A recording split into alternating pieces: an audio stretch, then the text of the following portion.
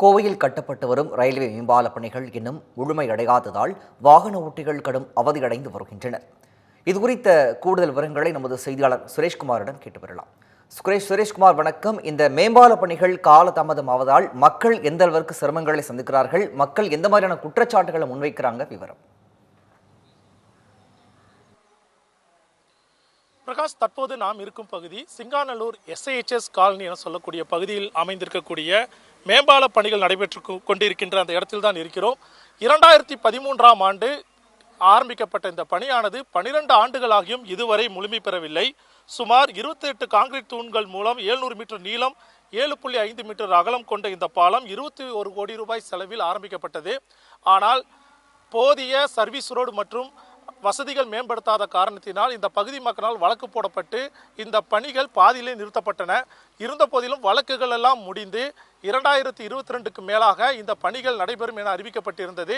ஆட்சி மாற்றத்துக்கு பிறகு கூடுதலாக 9 கோடி ரூபாய் நிதி ஒதுக்கி வடிகால் வசதி போன்றவை ஏற்பாடு செய்ய பணிகள் மேற்கொள்ளப்பட்ட போதிலும் குறைவான பணியாட்களை கொண்டு இந்த பணி மேற்கொள்ளப்பட்டு வருவதால் கடந்த முறை கலெக்டர் இந்த பணியை ஆய்வு செய்து கடந்த ஆண்டு ஆகஸ்ட் மாதமே இந்த மேம்பால பணி வாகன ஓட்டிகளுக்கும் பொதுமக்களுக்கும் பயன்பாட்டுக்கு வரும் என்று அறிவித்திருந்த நிலையில் கிராந்திகுமார் அப்போது மாவட்ட ஆட்சியர் இருந்தார். அவர்தான் அறிவித்திருந்தார். கிட்டத்தட்ட 8 மாதங்களாகியும் இதுவரை திறக்கப்படவில்லை. அண்மையில் வந்த அமைச்சர் KN நேருவும் 2 மாதத்தில் இந்த பாலப்பணிகள் முடிவு பெறும் என அறிவித்திருந்தார். இருந்த போதிலும் நாம் காணக்கூடிய நேரடி காட்சிகளில் இதுவரை பாலப்பணி முழுமையடையாத சூழ்நிலை நிலவுகிறது. இது குறித்து நம்மிடையே பேசுவதற்காக பகுதி இளைஞர்கள் நரேஷ் மற்றும் கார்த்திக் இருக்கிறாங்க. சொல்லுங்க, எவ்வளவு இன்னலுக்கு ஆளாகிறீங்க? சார், கிட்டத்தட்ட இந்த பாலப்பணிகள் ஆரம்பித்து 12 ஆண்டுகள் ஆச்சு. இந்த 12 ஆண்டுகளாக பார்த்தீங்கன்னா இங்கே மொத்தமாகவே இந்த ரோடை பிளாக் பண்ணி இந்த பயன்பாட்டுக்கு இல்லாமல் இருக்கிற காரணத்தினால கிட்டத்தட்ட 3000 குடும்பங்களுக்கு மேலே அந்த SHS காலனி பகுதியில் வசிச்சுட்டு வராங்க. இந்த SHS காலனி பகுதி மக்களுக்கான பிரதான சாலையாக அது இருந்து வந்த நிலையில் இன்றைக்கி அவங்களுடைய தொலைத்தொடர்புகள் வாகனம் பயன்பாட்டுக்கு இல்லாமல் துண்டிச்சிட்டு இருக்கு. இது இல்லாமல் பார்த்தீங்கன்னா அதுக்கான சரியான மண் சாலை அமைச்சு தரதா சொல்லி அமைச்ச மண் சாலைகளையும் மின்சார வாரியமும் சரி, குடிநீருக்காக தோண்டப்பட்ட குழிகளும் சரி ரொம்ப சேதப்படுத்தி அதை இன்னும் சீரமைக்காமல் இருக்கிறதுனால அந்த சாலையை கூட எங்களால் பயன்படுத்த முடியாமல் இருக்குது. மாற்றுப்பாதைகளுக்காக எங்களுக்கு ஒரு மாற்றுப்பாதை அமைச்சு கொடுத்தாலும் அந்த மாற்றுப்பாதைன்னு நாங்கள் 2 கிலோமீட்டர்லேருந்து 3 கிலோமீட்டர் சுற்றி வர வேண்டியதாக இருக்குது. அதை அக்கறம் காட்டி பார்த்தீங்கன்னா அந்த பகுதிக்கு பேருந்துகள் வராமையே இருக்குது. பேருந்துகள் சரிவர வருவதில்லை தான், வரலன்னு நம்ம சொல்ல முடியாது. அந்த டைமிங் ப்ராப்ளம் அப்படின்னு சொல்லிட்டு அவங்களும் சரிவர வரதில்லை. இப்போ இங்கே இருக்கிறவங்க பிற பகுதிகளுக்கு தான் வேலைக்கு போகணும். ஸ்கூல் உள்ள வந்து பார்த்திங்கன்னா ஸ்கூல் காலேஜஸ் கிடையாது. இந்த பகுதி இந்த ரோடு மூலியமாக தான் நம்ம ஸ்கூல் காலேஜஸ்க்கு போகணும். ஸோ இப்படி இருக்கிற சூழ்நிலையில் மக்கள் பெரும் இன்னல்களுக்கு ஆளாகிறாங்க. இது இல்லாமல் பார்த்திங்கன்னா நம்ம சுரங்கப்பாதை அமைச்சு கொடுத்தாங்க தற்காலிகமாக. அந்த சுரங்கப்பாதையிலையும் மழைநீர் வடிகால் இல்லாதனால அதையும் முழுமையாக பயன்படுத்த முடியாமல் சூழ்நிலை இருக்குது. கிட்டத்தட்ட 5 கிலோமீட்டர் சுற்றியே மெயினான ரோடுகளுக்கு செல்லக்கூடிய சூழ்நிலைக்கு இந்த பகுதி மக்கள் தள்ளப்பட்டிருக்காங்க. இந்த பாலப்பணிகள் நடைபெறுவதாலும் ஆங்காங்கே தண்ணீர் தேங்குவதாலும் சாக்கடைகள் தேங்குவதாலும் இந்த பகுதி மக்களில் பலரும் பாதிக்கப்படுவதாகவும் குறிப்பாக குழந்தைகள் நோய்வாய்ப்பட்டு வருவதாகவும் இந்த பகுதி பெண்கள் தெரிவிக்கிறாங்க. சொல்லுங்கள், எந்த அளவுக்கு உங்கள் குடும்பங்களில் இந்த மாதிரி சுகாதார சீர்கேடு இருக்குது?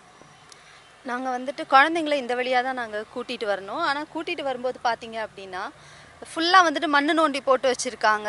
ரொம்ப டஸ்ட் ஆகுது. குழந்தைங்க கூட்டிகிட்டு வரும்போது போகும்போது அவங்க ரொம்ப இருமுறாங்க, டஸ்ட் அலர்ஜி ஆகுது. நைட் அவங்களால ப்ராப்பராக தூங்க முடியறதில்ல. குழந்தைங்க மட்டும் இல்லாமல் பெரியவங்களுக்கும் இப்போ அந்த தொற்று அதிகமாகுது.